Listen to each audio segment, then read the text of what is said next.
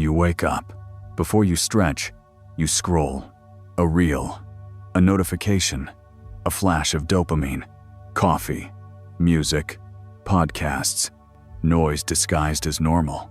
And when, for a moment, it all goes quiet, you reach for stimulation again. Not because you need it, but because the silence feels unbearable.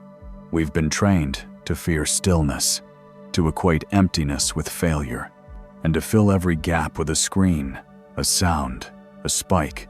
But ask yourself, if you can't sit with your own mind without flinching, are you really free? Because it's not freedom. It's captivity with cushions. And the scariest part? You built it yourself. No one forced this. You chose it. Again. And again. And again. This isn't a dystopian future. It's the present. And nearly a century ago, Huxley warned us this was coming.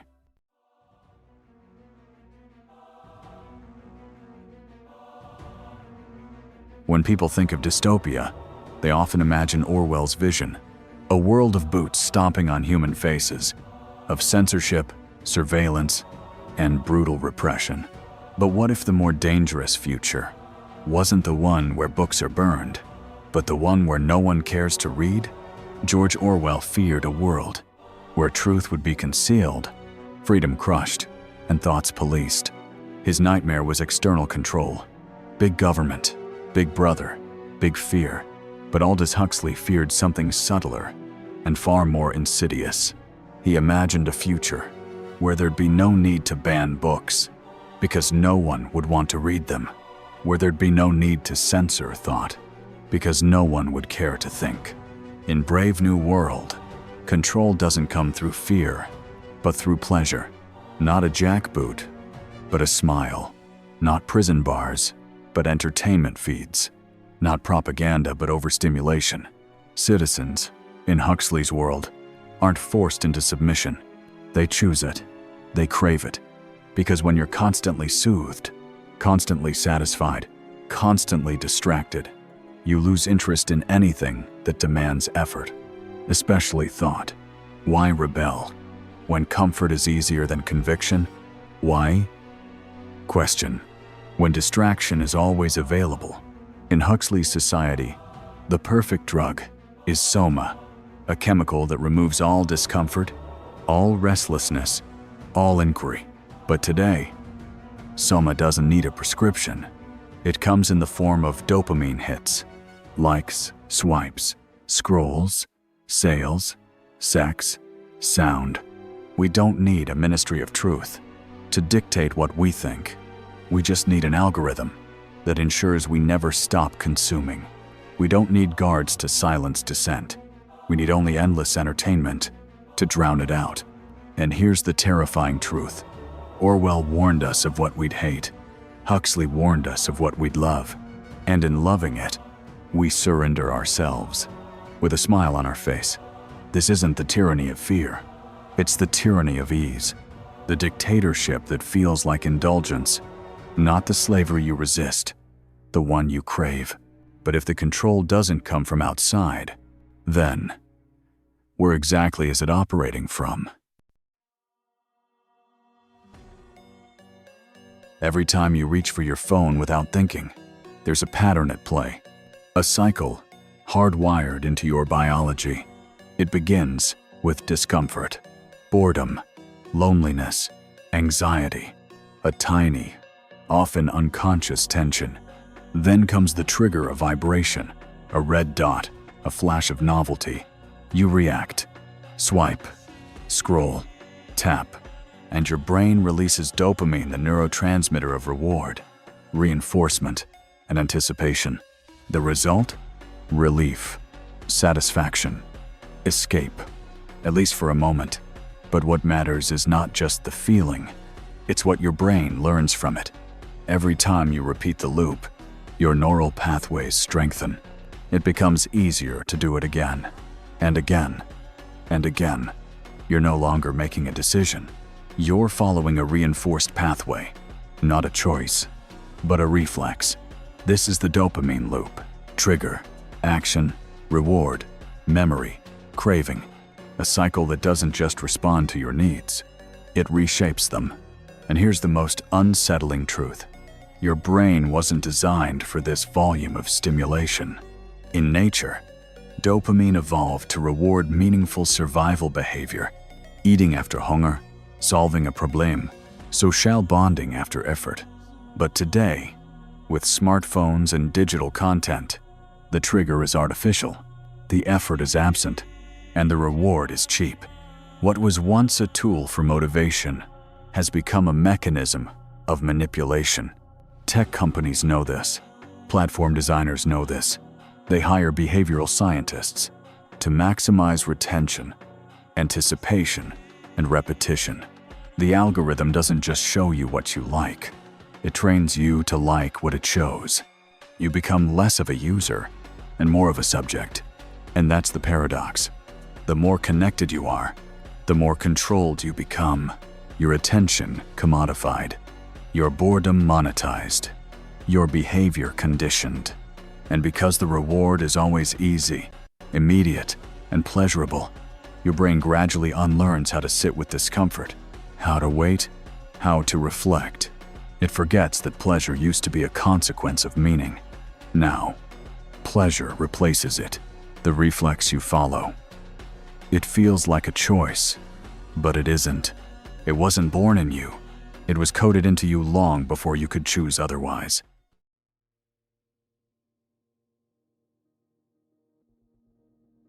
We like to think of control as something imposed from the outside, a tyrant, a government, a system. But the most effective control doesn't come from outside. It's built from within, and it starts early. In school, you're rewarded not for asking bold questions, but for giving expected answers. You're taught to memorize, not to understand, to repeat, not to challenge. The curriculum rarely invites reflection. It rewards compliance, punctuality, silence. Every bell you obey is a rehearsal for submission. You sit still, raise your hand, wait to speak, follow instructions. Not because it builds knowledge, but because it builds behavior. Then comes the workplace. Now, you're paid for output, for staying inside lines drawn by someone else. Critical thought? Not useful. Too slow. Too disruptive. What's valued is performance on command. And outside of work, you relax, they say. You entertain yourself. But what is entertainment in the modern world? Not art, not contemplation, but algorithmic escapism, a curated flood of noise designed not to elevate thought, but to drown it. Every second of silence is seen as wasted potential. Every pause becomes an opportunity, not for reflection, but for more content. And slowly, you forget what it means to be still with your mind, to sit with your own questions, to get bored, and let that boredom lead somewhere deeper. Because boredom, left unfilled, becomes curiosity, and curiosity becomes resistance. But that's exactly what the system was designed to suppress. We are told that freedom means access to more content, more options, more connection. But in truth, freedom begins where noise ends. And yet, most never reach that threshold, because before the silence comes, the screen calls. We don't need a ruler anymore. We've been trained to rule ourselves on behalf of the system.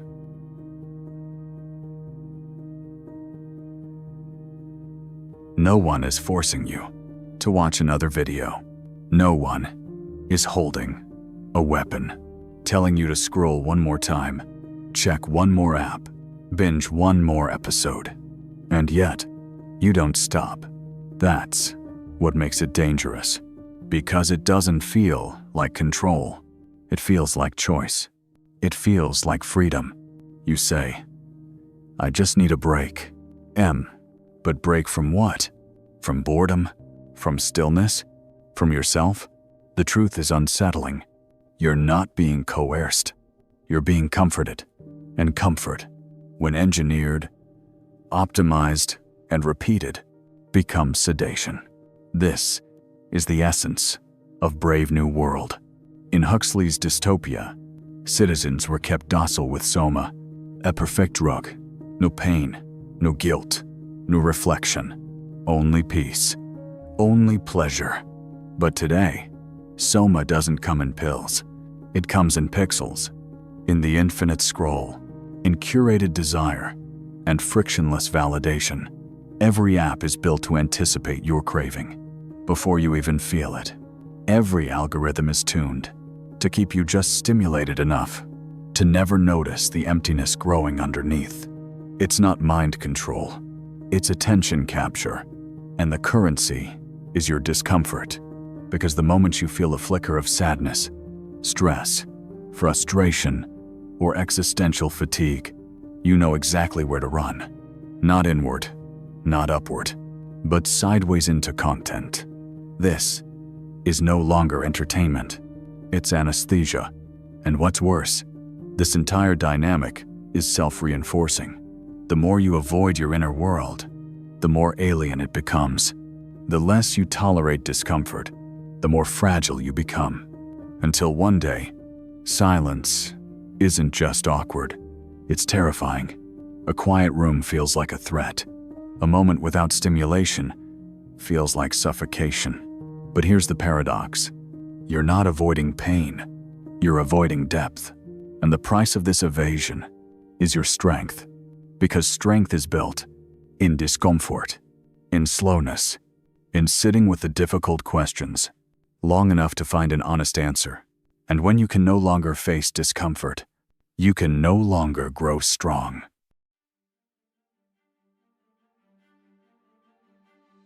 We've built a world where pain is optional, where every discomfort has a shortcut, where every shadow can be drowned out by a glow on a screen. But in removing hardship, we've also removed something essential: resilience. Because strength isn't born in comfort, it's forged in friction. And when you engineer a life to avoid every sharp edge, you lose the mental calluses that keep you steady. That's why, today, minor setbacks feel like existential crises.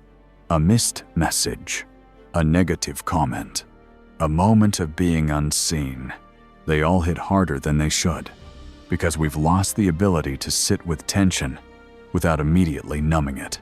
What once required war or famine to destabilize a society now only needs a bad Wi-Fi signal, a few hours without validation, a single bout of silence.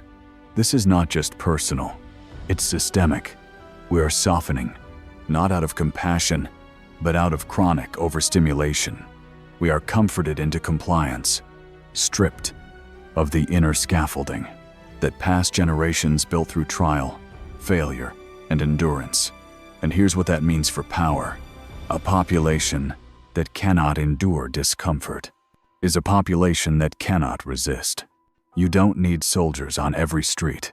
When people are too emotionally dependent to tolerate uncertainty, you don't need censorship. When people can't sit still long enough to read critically, you don't need chains. When comfort is the cage they refuse to leave, and slowly, subtly, what we call modern living becomes a laboratory for passive minds, conditioned to obey not by fear, but by fatigue. But this wasn't accidental. The more fragile we become, the easier we are to manage. The less we question, the more we comply. And every time you escape pain too quickly, you give up a piece of your power.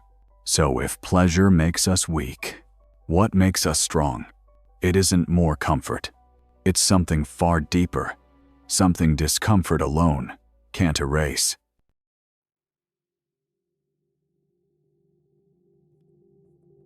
Pleasure is easy. It asks for nothing but your attention. It comes fast, fades faster, and always demands more. It gives you the illusion of satisfaction without the substance. It's the scroll that never ends, the laugh that fades too soon, the bite of food, the flirt of a like, the glow of the screen. And yet, after all that, you still feel the hollow hum underneath, because pleasure doesn't build, It relieves, momentarily, but never meaningfully. Purpose is the opposite. It's slow, uncomfortable, demanding. It doesn't distract you from yourself. It forces you to face who you really are. But here's what makes purpose terrifying to modern minds. It can't be delivered. It must be created, chosen, endured. Viktor Frankl, psychiatrist and Holocaust survivor, understood this at the deepest level. In the darkest of human conditions, he observed that those who survived weren't the strongest or even the happiest. They were the ones who had a why, a reason to live, a meaning to endure, a purpose beyond their pain. Frankl wrote, "Those who have a why to live can bear almost any how." And that's what makes purpose more powerful than pleasure, because pleasure weakens you when it becomes your aim. But purpose, it stiffens your spine. It makes pain worth something. It transforms discomfort into depth. It gives suffering a framework instead of letting it become your prison. This is the war happening silently inside you. Every time you pick between what's easy and what matters. Every time you choose comfort over clarity, distraction over discipline, stimulation over self-reflection. And here's the hard truth. You can't have both. Pleasure says, "Feel good now." Purpose asks, "Who are you becoming?" And that's the question that undoes the cycle. Because once you taste meaning, you stop craving escape. Once you feel built from the inside out, the need to be filled from the outside in loses its grip. You stop asking the world to complete you and start demanding more from yourself. So if you want to escape, understanding isn't enough. You must act.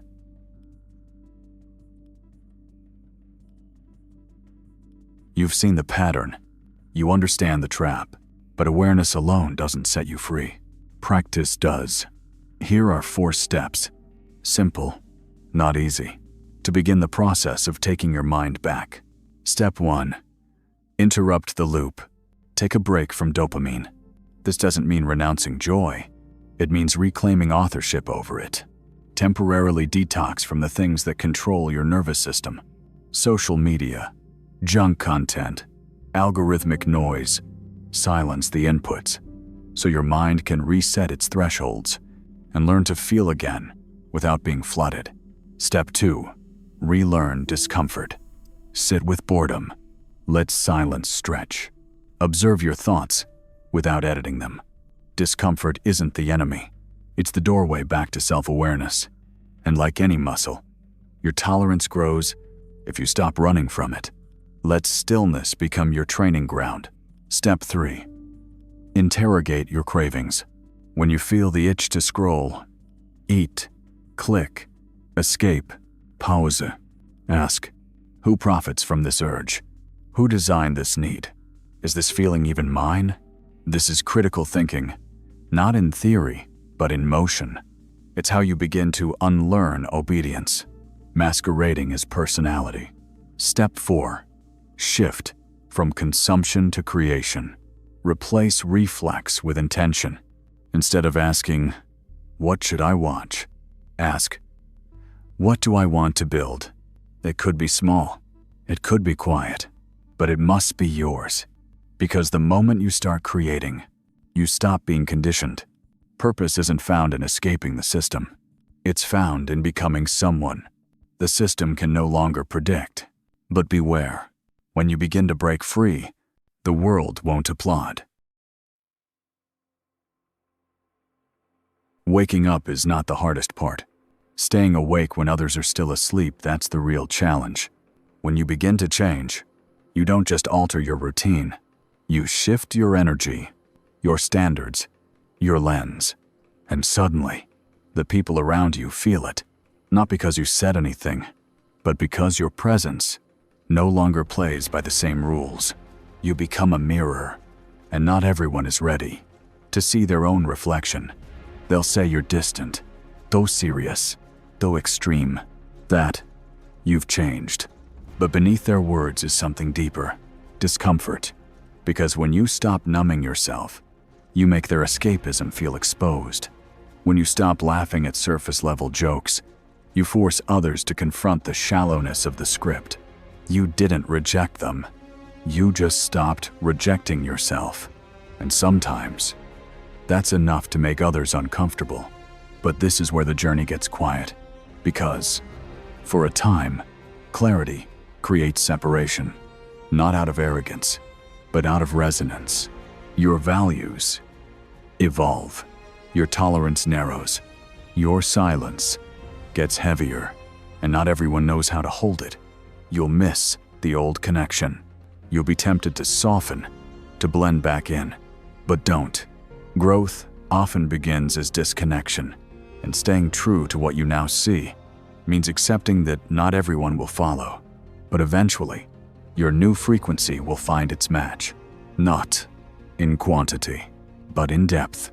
People who aren't offended by your truth. People who don't need your mask. People who've walked the hard road too. Until then, remember this. The discomfort of truth is still more powerful than the comfort of illusion. So now that you've seen the system, will you shrink to fit it again? Or will you keep walking, even if it's alone for a while? The real choice. Now you know. Pleasure offers safety, but only the kind that keeps you small. Comfort numbs the ache, but never cures the cause. It soothes you, it slows you, softens you, until you forget that you once had a will of your own. But purpose? Purpose demands something more. It will isolate you, test you, strip away the noise until all that's left is who you really are, without the filters, the distractions, or the applause.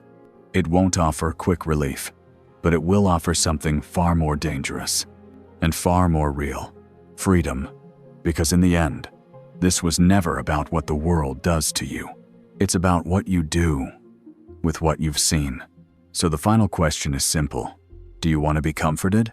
Or do you want to be free? Freedom doesn't come when they let you go. It comes when you stop asking for permission